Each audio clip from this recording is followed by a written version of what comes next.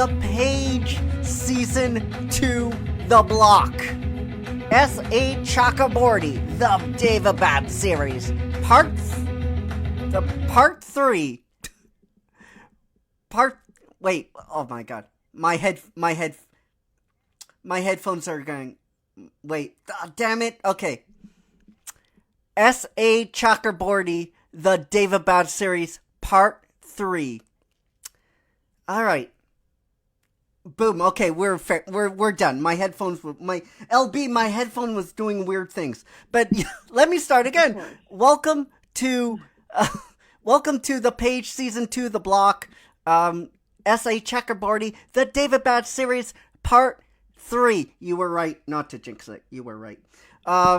The Empire of Gold. That's right. For those of you that are keeping track, we're wrapping up the Daevabad series today with Empire of Gold. Like I said, for our Patreon supporters, you get to listen to this episode without the lead-in show. So if you guys love bonuses like that, we have a bunch of other cool content and exclusive deals for you guys. Really affordable stuff. Make sure to go to our Patreon, www.patreon.com/mustseetv. All right, with all that said, let me introduce to you my co-host for not only this episode, but all our episodes of the Page, all our series, Season 1, Season 2. I introduce you guys to the mystical, the magical, the whimsical, the bodacious, the otherworldly LB. How's it going, LB? Well, what an intro. Yeah. Otherworldly, bodacious. I like that one. Yeah. I'm bodacious. Sounds a little surfery. That's cool. Mm-hmm. I'm good. I'm doing well. I'm tired as all heck, but when am I ever not? Yeah. I think that's a theme that will last throughout my entire life, probably. But yeah, I'm excited to wrap up the Daevabad series. Although I will tell you, as I was doing a little bit of research for today's episode, I found out that there is technically a fourth book coming out, but it's not like a fourth book in the series. It's more so like stories about the world that she's built. So it sort of ties up maybe some loose ends here and there. Super interesting. It's called The River of Silver. Ooh. So keeping on that theme. So just in case anybody just could not get enough of the Daevabad series, you can go ahead. I do believe you can actually go on like daevabad.com or something like that. You can sign up to be one of the first people to get that because it is yet to be published. Yeah. That's how new these stories are. But yeah, I'm excited to dig right into this. Do you want to start us off with your first check mark? Well, before we do that, we should let everybody know, again, because we have a lot of new members. We just reached over 600 a couple of weeks ago and 615 members today. So for those of you that are new, that have no idea how this show works, me and LB, myself and LB will be going through our positives and negatives in the way of check marks and exes. Then at the end, we'll either give this a thumbs up, a thumbs down, a recommend or not recommend. And if you want to dive into the history, because we're not gonna rehash all the history about these books, go to part 1. I'll actually flip the group, the album in the group at the end when this is flipped over, so you guys can go from the beginning and just get caught up in. Because LB, when she does a deep dive, she does a really good job, but she's not going to repeat herself today, because I think that would just be regurgitating information that everybody has heard, especially if people have been following this episode from part 1. So without a doubt, let's go through our check marks and X's. So let's go first with our check marks, LB, and I'll pass it to you first. I'll pass it to you. Okay. All right. That works by me. Yeah. So my first check mark, and immediately what I think was something that dominated this story, was the married. I know in the last two books, I wanted to hear more about them. I wanted to know what was sort of going on there, because we hear about these awesome sort of sea creatures and river spirits and all that sort of stuff, but we don't really find out an awful lot about them. And to be honest, a lot of like the magical creatures in this, we don't really do a big dive into. We don't find out an awful lot about them. But I was really hoping that we would find out more about the married, and we did. So that was a huge check mark for me.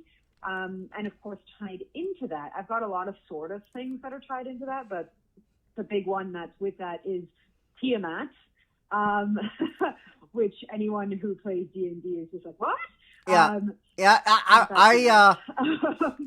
I was confused with that too. It was like, right, just a little bit. How I can do believe that's actually is it spelled different? Is it spelled differently? I don't think so. Okay. Oh my god, I just closed my web browser. That's okay. I have all my notes written now. All right. But that's just like my reference stuff. But yeah, the Tiamat's character, really awesome. I loved how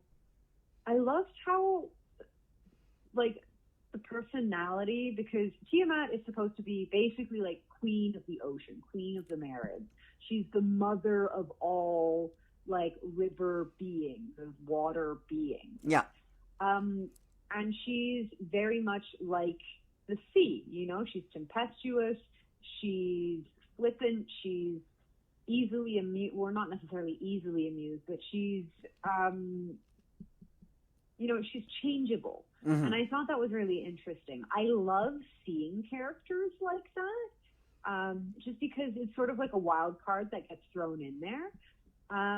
But Tiamat in this is a great sort of explanation around why the married are how they are. It gave a lot of backstory to that. Yeah. It gave us a lot of, you know, just meat to chew on. I really enjoyed it. I really enjoyed that whole sort of arc with that. We go into like the deep underground or deep underwater. Really awesome stuff. So that was my first check mark for sure.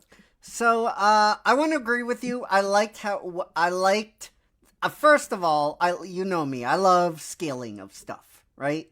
And every time we've seen the Morid, the leaders of the Morid, they were, you could see them in your mind's eye. You're like, God damn, that's huge. And Yeah. it's really, really, really great to see that kind of scaling in this book. So I wanted to just touch upon that and how, you know, I agree with you, essentially. Yeah.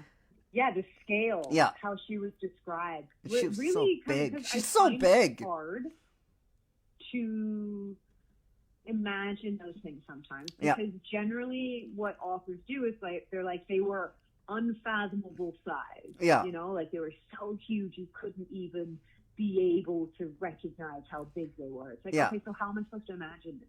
Yeah. Like, so in my head, I'm like, okay, they're really, really big. And there's no actual impression that's made. It's just like, okay, they're supposed to be impressively big. Mm-hmm. But she actually did a really good job of creating this idea of something that is so huge, we wouldn't be able to really perceive it properly. Yeah. But still in a way that we're able to be placed in that moment. I agree. She did a really good job. Yeah. So my first check mark, and I can't believe I'm going to say this, I hated Ollie in the first book. I hated Ollie in the second book. I thought she did a really good job with Ollie, developing this character in the third book. So my check mark is going to be the moments, the small, intimate moments, just the one-on-one moments we got with Ollie and Nari. in the Yeah, boat. absolutely. Oh Just God. and I love that. I love that. Like in the boat, like in the in in the in the castle. Just Hmm. the bond they started to show for one another, and the conflicting feelings that Ollie had. Um, it really gave the character some depth and Hmm. some meat. And Yeah. I was so shocked. It was like, you know what? I really like this. I think this is a nice, cute bond here. I liked all the moments they had, and there were a lot of moments Hmm. that I preferred in the book, but we'll get to those other things in my exes. But I Hmm. preferred a lot of those quiet moments with the character because we got to see these two kind of build throughout the book, Yeah. their relationship. Yeah. I think this is honestly the first time we really get to see like Ali as as a complex human. Because Yeah, really, in the other two books, yeah, he's sort of got these like back and forth things, and he's got some troublesome stuff that happens, but he kind of feels yeah, flat, right? And I feel like I don't know, we get introduced into his struggles, into his inner mind. I don't think we really see as much of that in previous books, so it's definitely refreshing for sure. I totally agree with you. yeah. It was a lovely, lovely moment. I just, I mean, I really loved it. I really preferred those moments to some of the other moments we got in this book. And Mm-hmm. when she got away, when she got away, from that, I think it really hurt the book in a lot of ways. So far, that I'm Yeah. like, this is really no, expand more. I want to see this. I want because it was great Yeah. character work, building this Yeah. relationship up and just expanding the narrative of Nari and Ali. So Mm-hmm. so for all those reasons, that's my first check mark. What's your second check mark? My second check mark, I really loved talking about sort of quiet moments in the book. I really loved the return of Jakob, Mm-hmm. the physician. Basically Nari's like business partner that we see in Cairo in the first book, and she leaves, and that's really the one and only friend that Yeah, we see her having without having any other ties, without having any other sort of connection to, and we get to see that character again, and I really love that character. He impacted me. He's got this wholesome vibe. It was really awesome to see that. It was really lovely to be able to revisit that character again.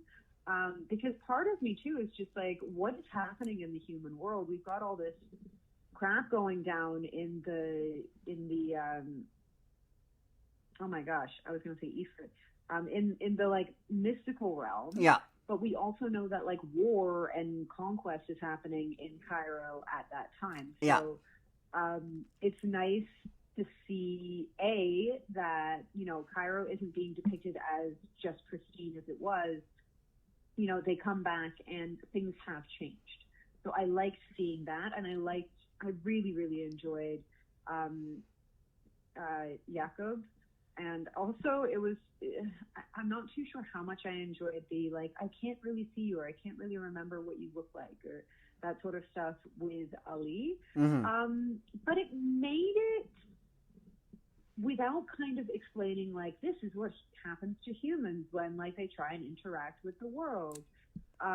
It kind of gave a little bit more explanation as to how these two worlds coexist. Yeah. So I really enjoyed that personally. I agree. I totally agree. All right, I don't have many other check marks Oh my god. left. Um, I hate to say that, but I don't. So, my second check mark My second check mark is everything outside of Daevabad. That we already touched upon. The journey to get to Ollie's home, the story we took there, the little human dialogue moments we got, and I love the character work, and I love the story that the journey that they had to go on again.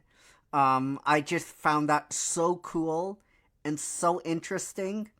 So that's going to be my final check mark. Everything outside of Daevabad. That's going to be my... You know what? I'm going to... That's hilarious. I'm going to return back to that because I actually have that as a bit of an X. Yeah. It's not a bad X, but I'll get to that later. Yeah. So I guess I have two more check marks. Okay, good. Maybe I'll think, because I did my notes a while ago, and probably you'll jiggle something out again. So, what's your next check mark? So, okay, I have a small check mark, and literally all that it says on my page is pirates. Yeah. Oh, I forgot. I forgot the pirates. Right? I forgot. See? Fuck. I really enjoyed that. I really enjoyed how, they did get captured, and they had to sort of like work on things outside of like their royalty or whatever. Yeah. Like we got to see them as problem solvers. We got to see like a slave being like the different sort of ways that slavery existed within this story, and how it sort of it's not a gray area, but how the rules can be bent to seem like a gray area. So I really enjoyed how they had that in there. But just like having pirates, it's great. It livens up the story. Yes. I always love a good pirate. It does. I love that those were in there. That was a check mark for me. Anytime I see pirates, so actually, I'm going to steal that from you. So that's going to be my check mark as well. And you actually did jiggle one more check mark from me. And I can't believe I forgot this. The scene in the river with the Marid fighting against the Ifrit. And I forget what that Marid is called. The ones that turns into the alligator god. Sobek. What? Sobek, that's right. Sobek. I like that. I like Sobek. And I like the war, the fought that happened. But especially after that fight, I like that, he came back and Ollie made a deal to save Nari, and he's like, don't worry, your deal has been fulfilled. And I just love the path they took to get. They went under the sea, and the ocean or the river just. That's awesome, isn't it? I'm like, that was amazing, and how they had that talk and that discussion, and how Sobek turned into an alligator / crocodile, and it was kind of phasing, and all he's like, what the hell's going on? That's gonna be my final check mark, actually. I like that. I love that. So, but I think I mentioned that. Mark of mine is, I know I already mentioned the Marid, but how they really went, because I feel like Sobek is, yes, he's part of the Marid, but he's a whole other character in here. I mean, the crocodile, he is supposed to be embodying the crocodile god of Egyptian religion, so really awesome that they brought that in. I love, they're trying, he's embodying this sort of old world, and how the Marid were part of that, and how it wasn't that they were just brutal gods, they were different. And I really enjoyed how we get that backstory of Nari's mother, the relationship to Sobek that Nari's mother has, Yeah. You know, and the backstory, and even like her grandfather, we find out actually exists is the chef in the palace. I love that whole backstory. I loved reading that section. I feel like even that relationship between Sobek and Nari's mother, Mm-hmm. that could even be like a mini, like a short story kind of thing. And who knows, maybe the River of Silver dives into that a little bit. But I really enjoyed what they did with the Merid. I think the magic behind the Merid is really cool. How they transport, how there's different currents, and there's different. You know, they talked about how the water rises up and it's actually in the rain, and we have the clouds are part of this river system. I thought that was really smart. I really enjoyed that. Yeah. Now, my last check mark, and you're probably going to disagree with me, but my last check mark that I have is the Dara Nahri love plot, but how they wrapped it up. And what I mean by that is there wasn't a whole lot of like. Actually, I did. With Dara. Actually, I wanna say I like the scene at the end. I think that's what you're referring to. Just wrapping it all up in a bow, without any fare whatsoever. I thought that was really smart, and I can't believe I forgot about it. But you continue, and then I'll finish my thought. Yeah.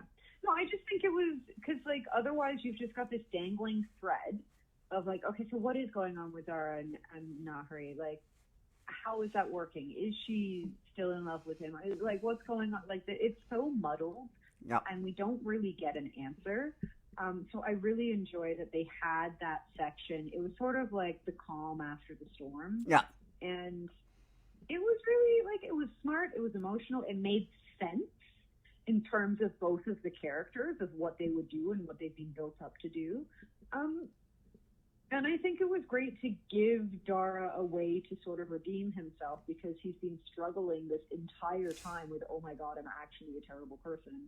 What do I do about this? I thought I was righteous. So it gives him something to do, and it also sort of, it ties up a couple of loose ends, especially with like, okay, so what's going on with the Ifrit? What's going on with these freed slaves or any of the other rings that are out there? What's happening with that stuff? So it was smart to do. I really enjoyed that part, and I think it was well written. It tugged at some heartstrings. Yeah. So the love plot with Dara and Nahri wrapping up, and I think you touched on Ali, and him having those intimate moments with Nahri, and I really enjoyed that at the end. We weren't like, oh, and they're getting married. Like, Nari was like, okay, I'm going to live by myself, and, like, maybe let's go on dates sometime. Yeah. I loved that was, like, their conclusion was, like, we're going to take it real fucking slow. I didn't see that at all. In fact, that's, no? like, going to be one of my negatives, is how it ends. Okay, yeah. That's what I thought you would disagree with. Yeah. So I'm going to jump off that as well.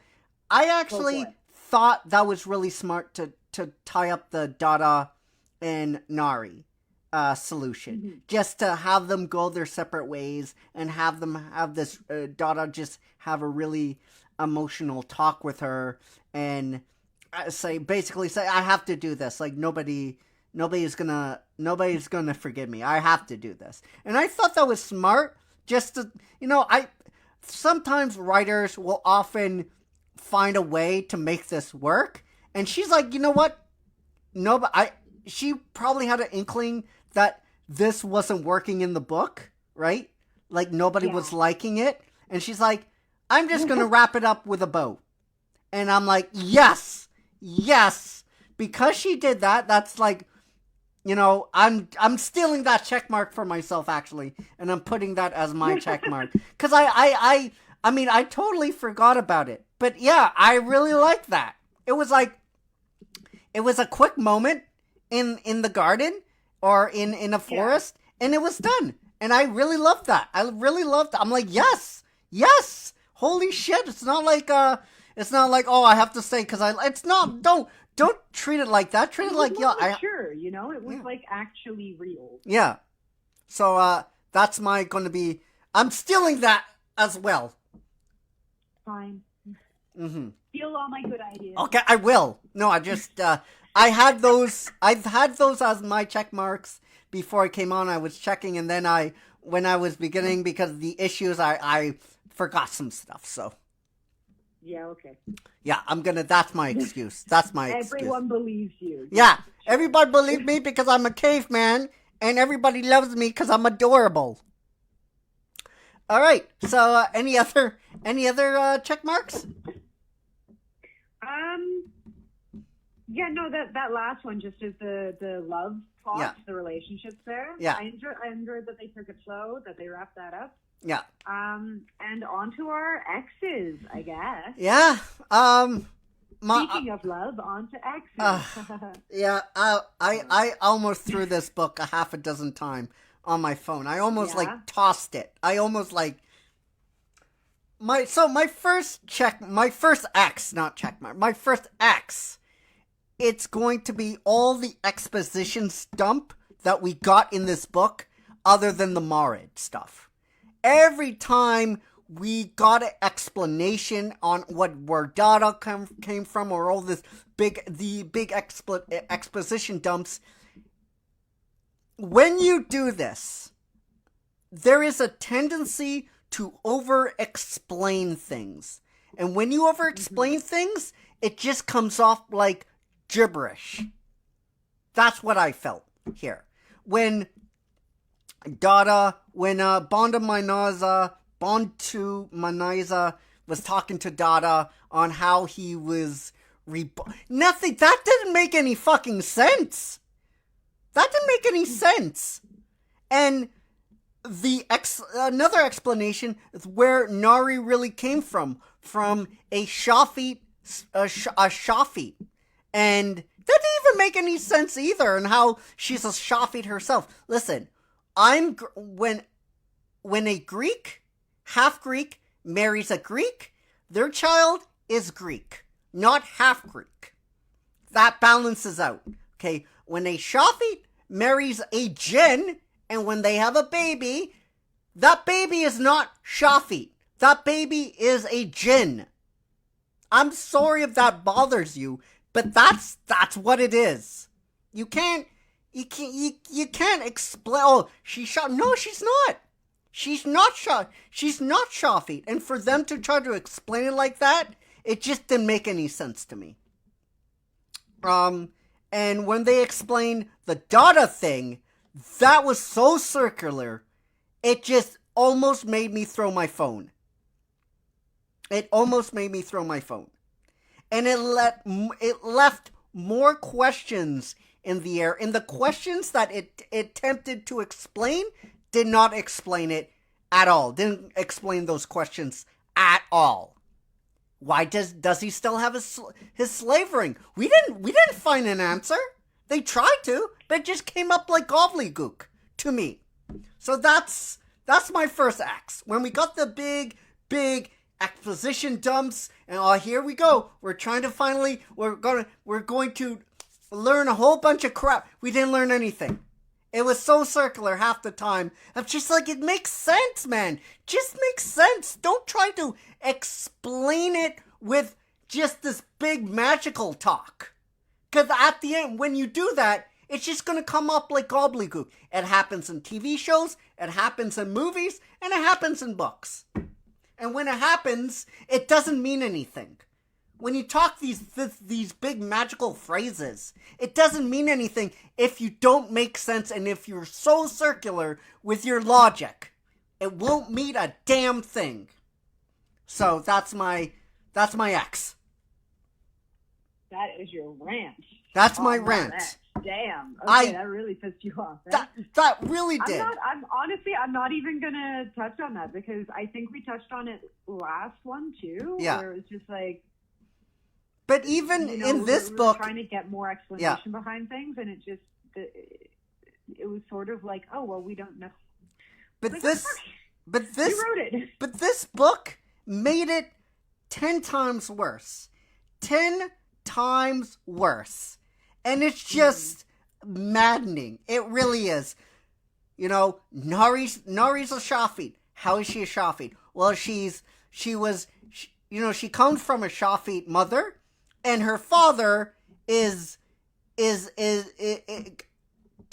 a jinn. Okay, that doesn't make any sense. And it's just, I don't know. I just was really upset. I was really upset when those moments came, because it seemed like they were building up to it in the book, and we got like five dumps when they were sitting down and explaining everything. But when they did, it just made it worse. And I'm like, stop! You're just making everything worse. So that's my ex. So what's your fair. first ex? Yeah. My first ex, I guess. Okay, I said that I was going to return to this in when you mentioned this being like everything outside of Daevabad. Yeah. How we're seeing everything outside of Daevabad. So I know the second book, we basically just existed in Daevabad the entire time, and it was frustrating. You know, it felt limited. It felt like it wasn't this big epic adventure. Now, this book, I gotta say, like, I said this with the first book, it was fun. It was an adventure. It follows the trope, you know? It's just like, okay, so they start off here and they decide they've got to go on an adventure, and so they go here, and then they get waylaid and they do this thing, and then they come back, and then they're here in a big epic battle, and then we go.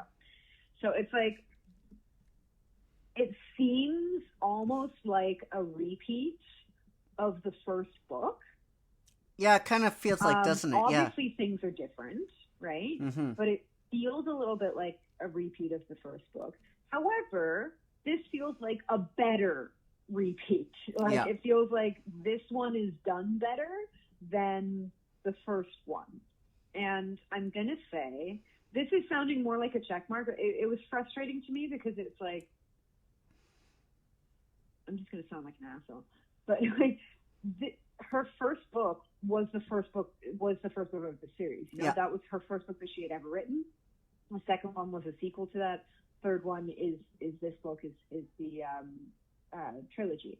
So it's obvious to me that she sort of learned what works for her, what she can write well, what things work in a book, and what sort of tropes she can play on and what she probably shouldn't. And that sort of culminated in this third book. So it makes it a better book, but it's frustrating because it's like you've read the other two, so you're already like, okay, yeah, I know that you know how to write this adventure book because you already wrote it. Yeah. So that's my first ex. It's a little bit of a light one because it's kind of more complimentary than anything. But yeah, that's my first ex. So my second ex is Bondu Mainaiza. Yes. Oh my God. She drove me insane. And it goes back to my first ex. Okay? Nothing that she did, okay, everything that she did alluded to her being either controlled by the Ifrit or was it Ifrit herself. For my opinion. Everything that she did. Yeah. But we never touch upon that. She never touches upon that in the book. So, therefore, we're left with a mustaching, twisting villain that just wanted to take over, and we're gonna work it out later. We're gonna work it out later. This character doesn't definitely my next ex. She doesn't make any sense in the book. Her actions don't make a lick of sense. And it just frustrates me that we're giving this great material in the book, and it's like, it's not touched upon. Like, Bonu Manaiza, she's just now evil. She's now evil. We saw this. I'm like, yeah, she's evil. But towards the book, when we're going to book 1, book 2, book 3, it was definitely alluded to that she was either controlled with the Ifrit or was it Ifrit herself. But that's never touched upon in the book, and it doesn't make sense. All her actions don't make sense. Percher contradict. She's so contracts herself in the 3rd book. It's not even funny, and it just it makes me frustrated. It really, really does. Some of the actions she has done. Some of the actions she is doing in this book, and how she's written is the most frustrating thing I've ever read in my life. So that's my next ex. Bandu Manaisa's. I totally agree. If that makes any sense. Literally, my point here, my ex here says Manisa's character as just evil. Yeah. Yeah. Because it's frustrating reading it, because we're trying to we see more of her. Yeah. So there's more opportunity for her to give us more of a complex character. Yeah. And I feel like Dara's perspective that we get sort of gives us some, but it's kind of just explained away as like, well, she was in captivity as a child and like tortured basically and put under this repressive rule. So of course she's going to turn out fucked up. Yeah. However, it doesn't really it doesn't make sense. Yeah. You know, because then she's got her brother that didn't turn out like that. And she killed her brother. It's clear that she's like gotten obsessed over something, and it's just there's links in there. I mean, like, who's to say the human psychology makes any sense? You know what I mean? But it's like if there's just missing links.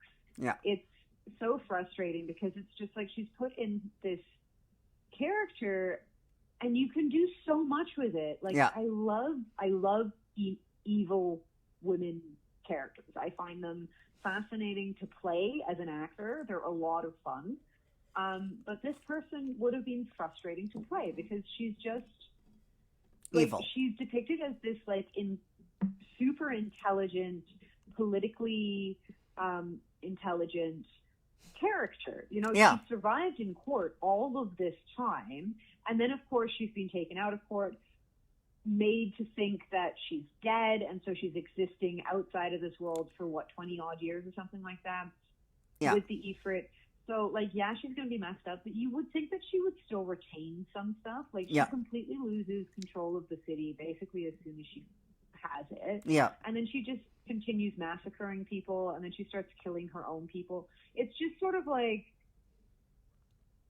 when we get to that shock horror point of like, oh my god, she's using blood magic. Oh my god, the Ifrit, like she's given the Ifrit the it was weird, isn't it? Because there was so many hints. Not surprising. But there was so many hints in the city where she was communicating with the Ifrit and the Ifrit was communicating with her. There were so many hints that she was either one of the two. But we never got to that point. But we never got there. We never got to that point. And in the book, I'm like, oh, because they never talk about her death and if she's really dead or not.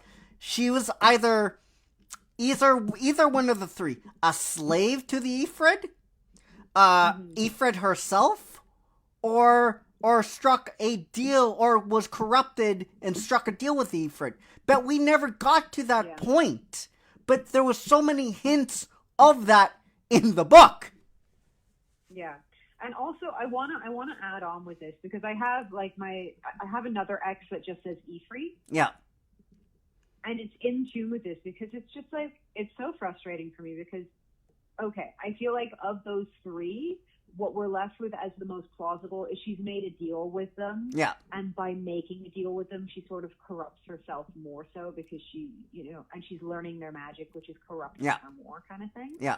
But the things that she's trying to trade for just don't make an awful lot of sense to me. Nope. As someone who's this like all-powerful being, or not all-powerful, I guess is the point. They're not all-powerful, but you've got these like evil beings that are magical and intelligent and super old and smart and all this sort of stuff. And you're telling me they couldn't figure out where the slave vessels were once they were in the city? Yeah. Like, you really think that they couldn't figure that out when they're in like a special room that everyone's like, oh, don't go in that room. Like, come on. You know, like that's, to me, that's just like, oh, it's in this place. And she like hesitantly gives it even then. And it's like, come on, you know, like that's, and like, as soon as they find that out, they're like gone. Yeah. Because that was what was holding them back, was finding out information. No. Right. Yeah. And then the other thing is them holding on hope that, you know, they can become like Dara. It's just like, there's so many points in there where I'm like, come on, don't you see that this is like, you must be able to see that. I mean, I guess the point is, you know, when you get past a certain point, you can't, like, you blind yourself to all this stuff. But it's like, it's just frustrating how it's written, because it's just so much like, I feel like you're not that stupid. Yeah. You know? Yeah. Anyway, so I'm jumping off of that X for you. So I guess I'm not the only one who's jumping off. See? I'm not the only one. Yeah, no, of course. You know what my next X is? The Perry. Oh man, you got there before I did. Okay, go. Yeah. Because, okay, so I have it as like a checkmark / X. I have a checkmark because at least we frickin' see them again. Oh, God. You know? Yeah. Because, like, they're introduced in the first book, and they're, like, these really badass kind of things. But we never find out more information about them. We never see them again. And they're never even freaking talked about. So it's like, why did you introduce this at all? And then they come in at the end of the fucking story. Yeah. Like some magical god being. Yeah. With this magical sword that's going to fix your problem. Yep. And blah, blah, blah, blah, blah. And it's so irritating. Because it's like, okay. And it's like, it's even more frustrating because how they're written is supposed to be frustrating, and Nahri herself is expressing frustration with them. Yeah. That they just come in and say that they can do that. It's just like, so you're recognizing how frustrating that is, yet you still chose to. I mean, I guess it's a major plot point, because without that, like, what do? You've got like these warring things, and you have to have sort of a tiebreaker. I just did not like that. I did not like how it was just like, oh yeah, these all-powerful beings have decided that you need this sword to like slay you. Yeah. And we can't physically help you. We can't physically help you because we're not supposed to help you. But you are. But we're not. But you fucking are. You're giving her the sword. Yeah. No, we're just putting the sword down. Oh, come on, dude. That is so circular. Right? It's so frustrating, and I hate it even more because it's acknowledged as super frustrating how it's written. It's like, what the fuck? You knew it was like this, so why did you? Maybe it's one of those writer things where you're like, I don't fucking know this. Yeah. This is what it has to be. I'm not happy with it, but this is the solution, kind of thing. But yeah, so the Perry, not happy about that. Yeah. So my next X, and I only got two. I have a bajillion more, but you know, I only have two because this is my main X's, so I only got two. So my next X is Dada. Oops. Okay.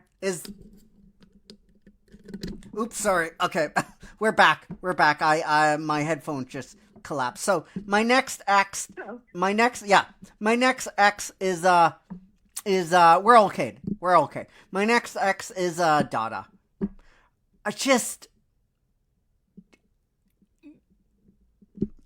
fucking dumb as a box of rocks. Fucking dumb as a box of rocks. And he's like, he's so circular in his logic as well. And he's like, she's my Bandung Manaiza. I have to and I'm her Afshin. I have to. No, you don't. Look what she's doing. Especially at the end when she murders half a dozen people, and they're in blood and everything. He's like, yeah, still have to listen to her. Okay, you deserve whatever you get now. Like, yeah, I don't know what you're going to complain about now. And then when he's like, oh, she has my slave ring. Oh no! He's just so blind to, and I guess that's the point. But he's just blind to the point where everything she's doing is good. No, she's not good. So yeah, that's my next ex. Yeah, I don't even have him on there, but Yeah. I agree. He's been frustrating for a while. Yeah. Like, I feel like he does have minimal character arc. There's some development, but like a lot of his pieces of the book are just like, why am I like this? Oh Yeah. my god. And he's Like, yeah, we know. and in the book, in the third book, he's so stupid. It's like he never takes his slave ring off. He has it on, so people are like, okay, so I could steal this, and then you have to be my slave now. Okay, cool. Yeah. Yeah, that's also not really explained very Yeah, well. that- Like the whole slave ring, like, because he's afraid if he takes it off, he'll die. That's I guess the thing there. However, it's like, but, it's not explained like that in the book at all. It's just yeah, left no, to interpretation, like, which I it don't know. makes it more frustrating. Anyway, yeah, like I didn't really like him. There was so much potential for him, but it was just sort of left as this person of like, you know what? I feel like this is the same for Ali. Yeah. Because we've got such awesome, like, Nahri is clearly like an awesome character. We love her. She's got lots of complexity. The other characters in here, they are complex and everything like that, but obviously she is our main character. I feel like S.A.chakraborty, with writing these two male leads, she's sort of created these two like juxtaposing characters. Obviously, you kind of need their shadows, but she wrote them kind of flat because she didn't quite understand them as much, I want to say. Yeah. And writing from a different perspective from who you actually are is hard, and it's difficult. You've got to sort of put yourself in their shoes and all that sort of stuff. And there's only so much that you can do with that. There's always going to be, flaws in how you present a character of the opposite sex, or how you present a character of XYZ that you are not, right? So I feel like these characters, they're sort of like these manifestations of what she kind of understands about how a person would act who is like this.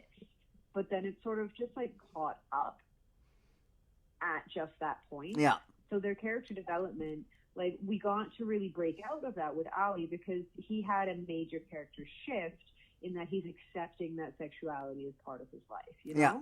So, and then we go into that further and all that sort of stuff. So that's a great shift for him because we see more intimacy, we see more of that actual character come through. Yeah. But with Dara, we don't really see an awful lot of that. With Dara, a lot of what we sort of see from him is sort of his internal monologue, which is why it's so frustrating reading it, because it's like, okay, he's just circling around on this one point. And yeah, people do that. However, we've been reading about him circling over this one point since the freaking beginning of this trilogy, you know? So it's frustrating that he's still circling around it. Yeah. And that it takes him so goddamn long. And it's just, yeah, it's so frustrating how stupid he is with that sort of stuff too, because it's like, oh, I was so young and I'm recognizing now what actually happened to my dad, and like, maybe I shouldn't trust these people.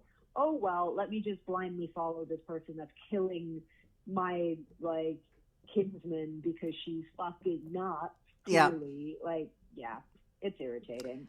So, what's your next ex? My next X, I don't have an awful lot left. I'm not gonna lie. Me either. I only have one more after this. I have two. Oh, you have one more. Yeah. Okay. You know what? I mentioned this last time. Zainab. Like, she's like a nothing character. It's really irritating. Yeah. There could have been so much done with her. Like, she's practically leading like a rebellion in the city, but she's not. And there's like that relationship that she has with Ali's old friends. Yeah. That come in, and we don't see any of that.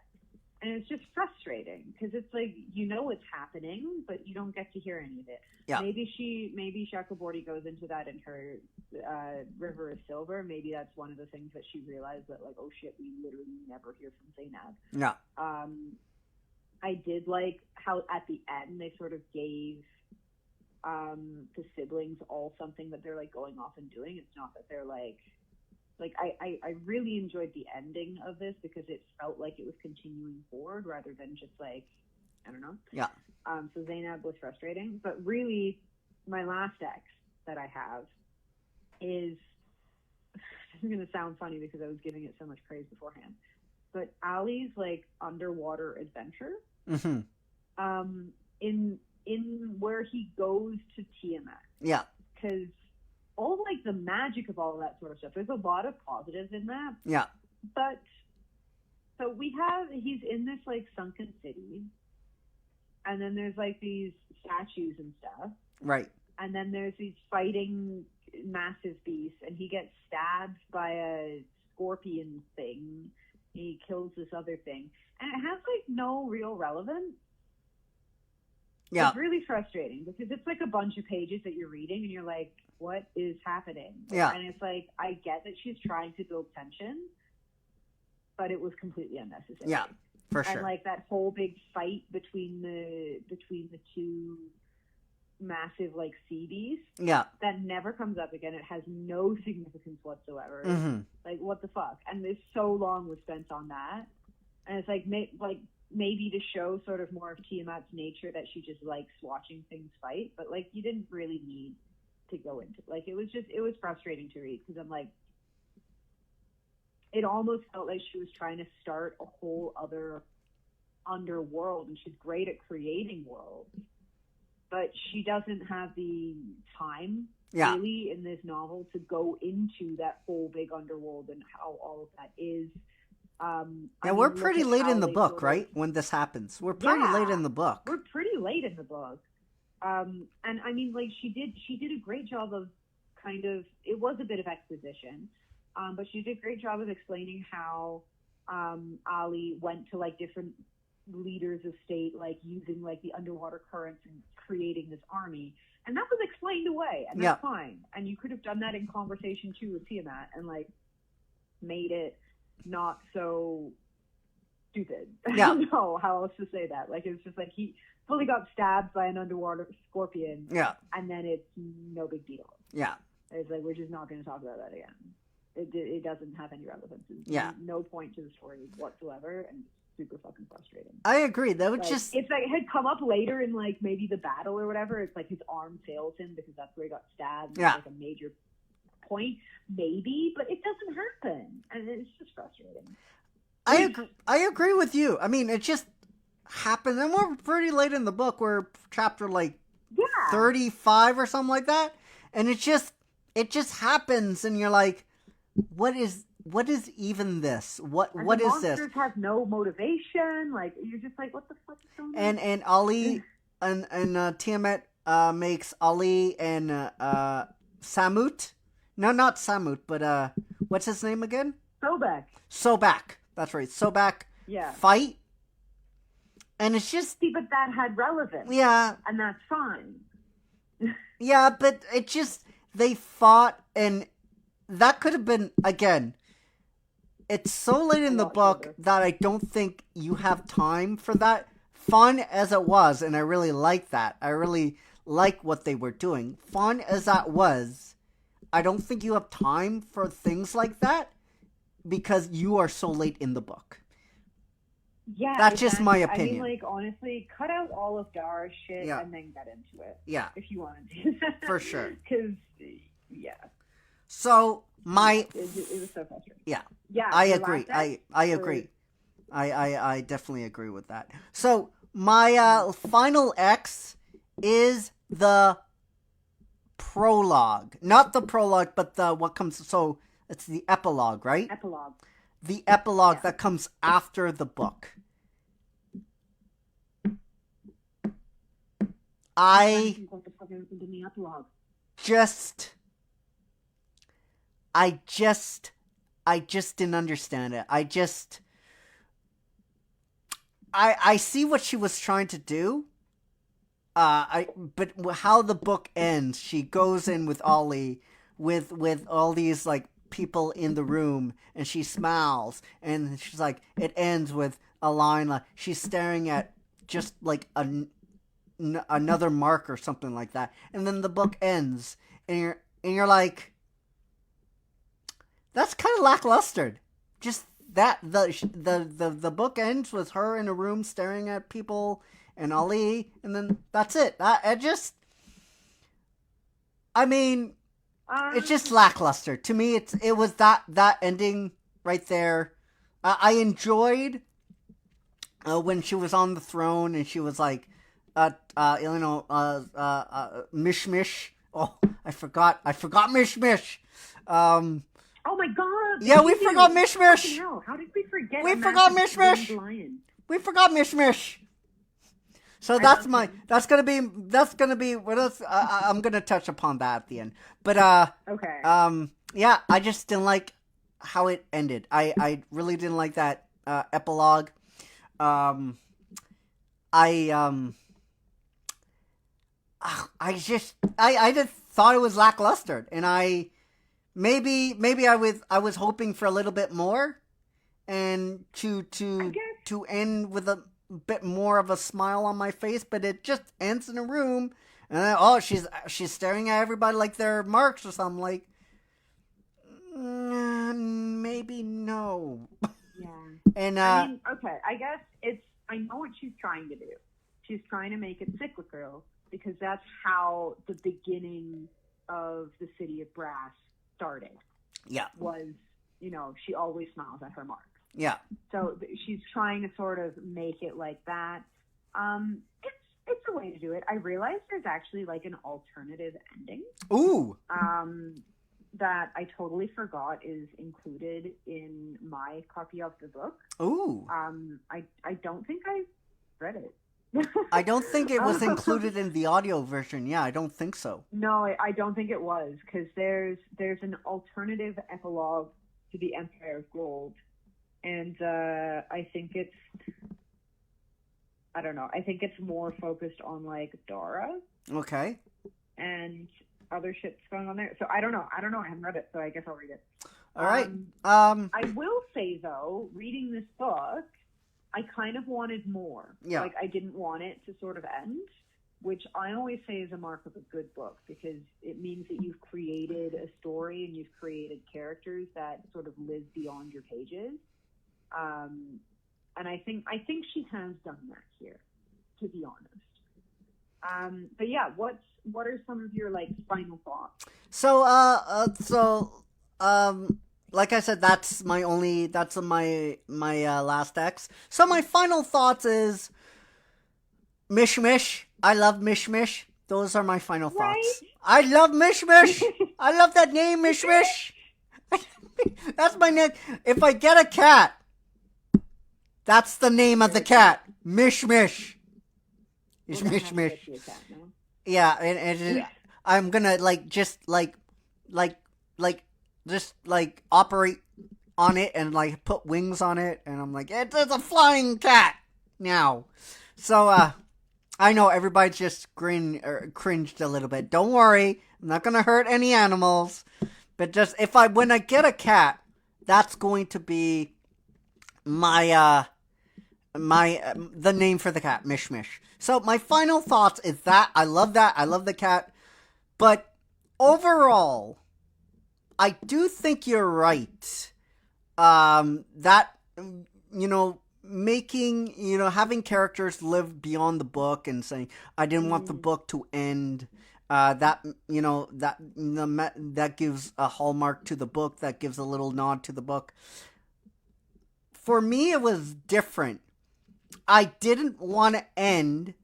I didn't want the book to end because she did not do a good enough job wrapping up most of these storylines and these plot lines.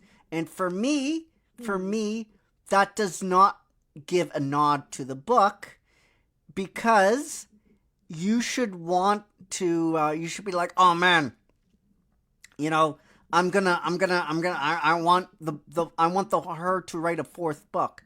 But for me, no, I don't want her to write a fourth book because I've read book one, I've read book two, I read book three. I don't want to have a fourth book. I just wanted Yeah, this that's fair. to wrap up all in a bow. And for me, it did to some effects, but for the large effect, it did not. It did not. I mean, Ali and Nari, she just left it hanging. But I didn't want that. I didn't want that left hanging. Just give me. You don't have to give me all of the pie, right? But just give me something. Give me something. But like I said, for me, she wrapped up some things in this book. But for the large part, the bigger picture, we're talking about the bigger picture, she did not. And I do not want to, I don't want to go back in this world again because I know what I had to go through the first two books and the Yeah, that's kind fair. of this book. Yeah. That's totally fair. Like, I think that's, yeah, because honestly, looking back on these books, because this is what we do in the last section too, right? Yeah. For all of the ones that we have read. Yeah. I'd like to know what you think. I feel like I already know, but I'd like to know what you think of this book and then of all three books. So for me, there are some things to like in the Empire of Gold, but not enough. Not enough. The big things I wanted to have happen in the book did not happen. All right. Yeah. The exposition dumps that we got, I felt like I was watching Star Wars: The Phantom Menace all over again. How they're sitting down multiple times and explaining things, and again, that's fine. But some of these, when they did that, it is beside the Marriage stuff. Like I said, it was so circular and it was over explained to the point that it was in. For me, it was in. I got nothing out of it. It might as well, when those moments came up, it was gibberish. Like I just heard gibberish. I didn't heard anything meaningful. I heard big magic terms and just big things, and I'm like, great, that doesn't mean anything to me. Right. So, for all those reasons and more, and we talked about those reasons, I'm gonna give this book a thumbs down. I'm sorry, and I'm not gonna recommend this series.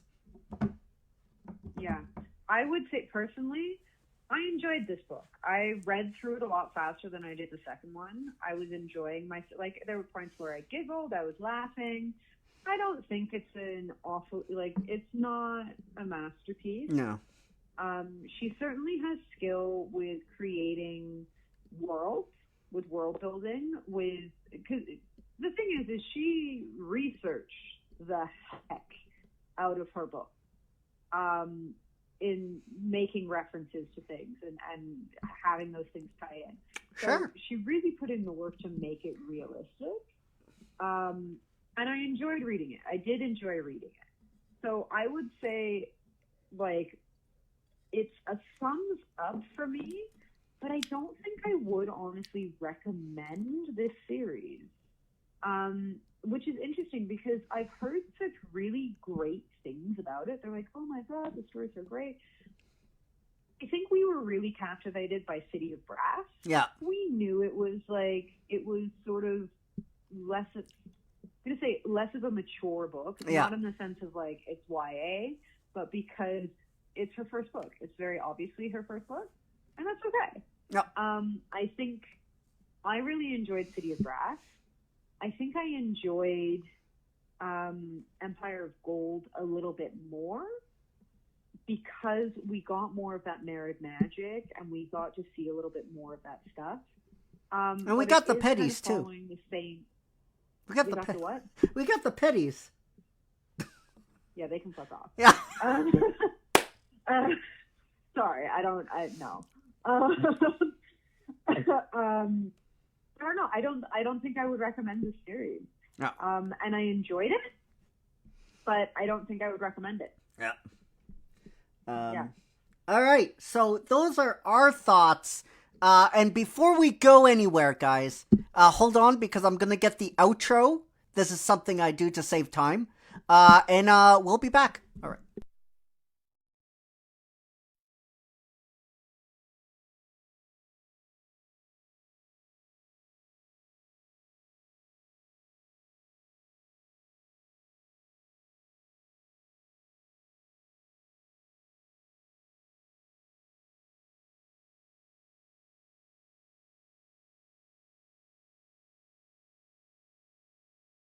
So guys, that will do it for this episode of The Page. We want to know what you thought of the Empire of Gold, the last book in the Daevabad series.